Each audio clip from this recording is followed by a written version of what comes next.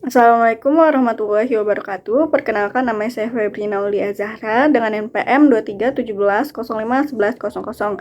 Pada video kali ini saya akan menjelaskan kembali mengenai evolusi komputer dan perkembangan mutakhir teknologi CPU.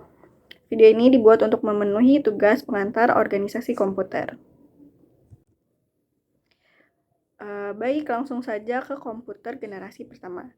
Komputer generasi pertama ada ENIAC atau Electronic Numerical Integrator and Computer.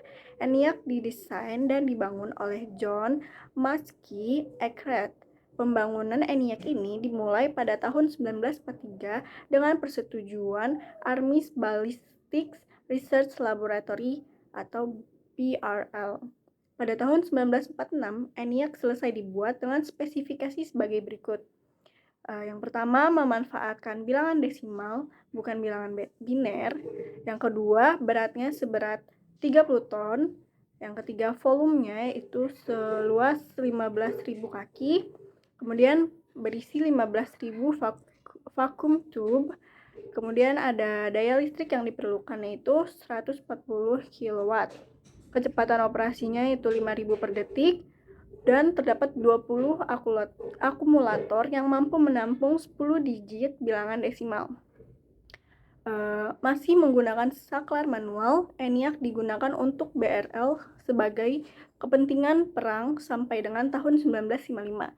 Setelah itu, ENIAC tidak lagi digunakan. Kemudian komputer generasi pertama yaitu von Neumann machine. Von Neumann mencetuskan ide mengenai konsep stored program atau program penyimpanan sebagai pengembangan dari ENIAC. Idenya tersebut dipublikasikan dalam bentuk proposal pada tahun 1945 dengan nama EDVAC, yaitu Electronic Discrete Variable Computer. Pada tahun 1946, von Neumann bersama koleganya mulai mendesain komputer baru dengan konsep program penyimpanan, di mana kemudian dikenal dengan sebutan komputer IS atau Computer of Institute for Advanced Studies. Karena dikembangkan di Computer of Institute for Advanced Studies. Kemudian komputer generasi kedua. Perubahan mendasar pada komputer generasi kedua ini yaitu pergantian dari vacuum tube oleh transistor, di mana transistor tersebut memiliki spesifikasi yang lebih kecil, lebih ringan, disipasi daya lebih rendah, solid state device, dan terbuat dari silikon atau SAN. Yang termasuk dalam komputer generasi kedua antara lain yaitu yang pertama terdapat IBM 7094. IBM 7094 memiliki konfigurasi yaitu IBM dibuat dengan tujuan kemampuannya yang semakin meningkat, kapasitasnya yang semakin besar, dan biayanya yang semakin kecil. Yang kedua itu ada DEC PDP-1 atau Digital Equipment Corporation yang pada tahun 1957 meluncurkan komputer pertamanya yaitu PDP-1 atau PDP-1. Komputer generasi terakhir. Pada komputer generasi terakhir sudah memanfaatkan mikroprosesor, yang dimana perkembangan mikroprosesor dapat kita ketahui yaitu pada tahun 1971 terdapat 4004 mikroprosesor pertama. Semua komponen CPU merupakan single chip 4 bit. Diikuti dengan munculnya 8008 pada tahun 1972 yaitu 8 bit mikroprosesor dengan desain aplikasi khusus. Di tahun 1974, 8080 Intel adalah mikroprosesor dengan kegunaan umum dengan teknologi mikroprosesor yang didapat banyak keuntungannya, antara lain kecepatan prosesor yang semakin meningkat, kapasitas memori yang meningkat, kecepatan memori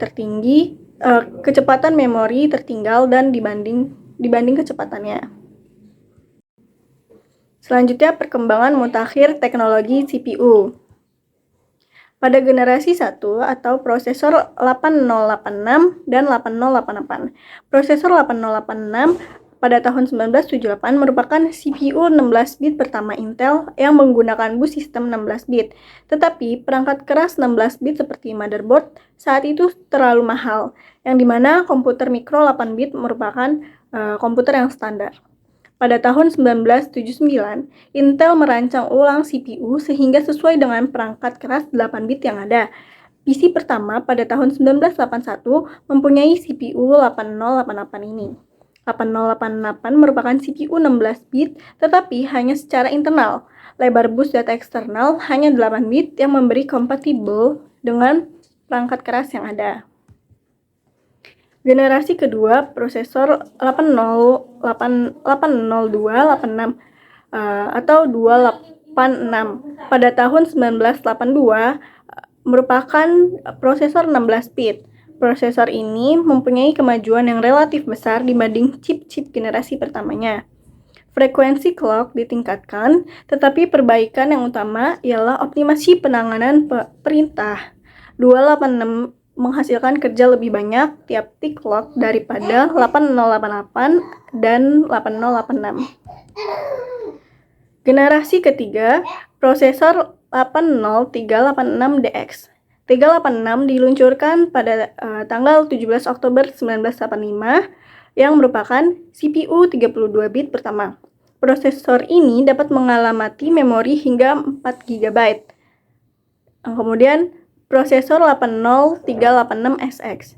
Prosesor ini hanya mempunyai bus data eksternal 16 bit yang berbeda dengan DX sebesar 32 bit. SX hanya mempunyai jalur alamat 24. Oleh karena itu, prosesor ini hanya dapat mengalami maksimum RAM 16 MB. Prosesor generasi keempat. Prosesor 80486DX dikeluarkan pada tahun 1986 dan bekerja 2 kali lebih cepat dibanding dengan pendahulunya. Hal ini dapat terjadi karena penanganan perintah-perintah x86 yang lebih cepat, lebih-lebih pada mode RISC. Kemudian prosesor IBM 486SLC yang dimana IBM mempunyai chip 486 buatannya sendiri. Chip-chip ini dapat dibandingkan dengan 486XX Intel karena tidak mempunyai mathematical core prosesor yang menjadi satu, tetapi mempunyai cache internal 16 KB dibandingkan dengan Intel yang mempunyai 8 KB. Kemudian prosesor Cyrix 486SLC. Chip 486SLC menggunakan kumpulan perintah yang sama seperti 486DX dan bekerja secara internal 32 bit seperti DX. Tetapi secara eksternal bekerja hanya pada 16 bit seperti 386SX. Oleh karena itu, chip-chip tersebut hanya menangani RAM 16 MB. Baik, saya rasa itu saja yang dapat saya sampaikan. Kurang lebihnya saya mohon maaf. Terima kasih. Wassalamualaikum warahmatullahi wabarakatuh.